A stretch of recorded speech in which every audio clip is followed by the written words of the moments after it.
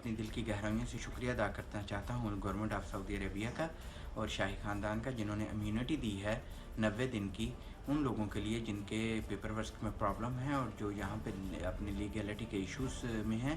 اور مجھے امید ہے کہ اس امیونٹی سے پبلک کا بہت فائدہ ہوگا، خصوصاً ان ایکسپیٹ کا جو کہ ان پرابلم سے ان مسائل سے دو چار ہیں، اور مجھے امید ہے کہ وہ انشاءاللہ بڑی دعائیں دیں گے، اور خصوصی طور پہ میں اور اپنی طرف سے اور پوری بزنس کمیونٹی کی طرف سے خصوصی شکریہ ادا کرنا چاہتا ہوں گورنمنٹ آف سعودی عربیہ کا اور شاہی خاندان کا۔ سعودی عرب انسانی بھلائی کی ہمیشہ ایک بہترین مثال پیش کرتا ہے اور یہ اس سلسلے کی اور ایک کڑی ہے۔ غیر قانونی طور پر مقیم لوگوں سے گزارش ہے کہ وہ اپنے آپ کو جلد از جلد قانونی دائرے میں لائیں اور اندرونی خوف و ڈر کے ماحول سے نکل کر خوشحال زندگی بسر کریں اور ملک سلمان کی درازی عمر اور سعودی باشندوں اور سعودی عرب کی خوشحالی کے لیے دعا کریں۔ یہ ایک نعمت مترقبہ ہے تمام غیر قانونی طور پر مقیم لوگوں کے لیے کہ ایک بہت اچھا قدم ہے، اور ایک حکمران راشد اور حکومت راشدہ کا یہ بڑا اچھا قدم ہوتا ہے کہ معافی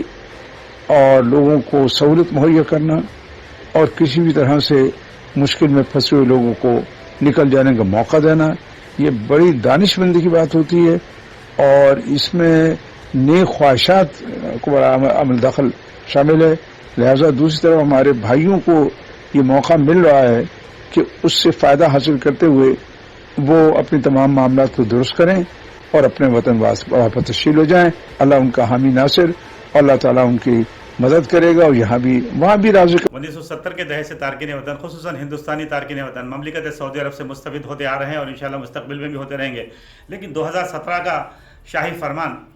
وہ جو ہے غیر قانونی طور پر مقیم تارکین وطن کے لیے ایک انعام غیر مترقبہ سے کم نہیں ہے۔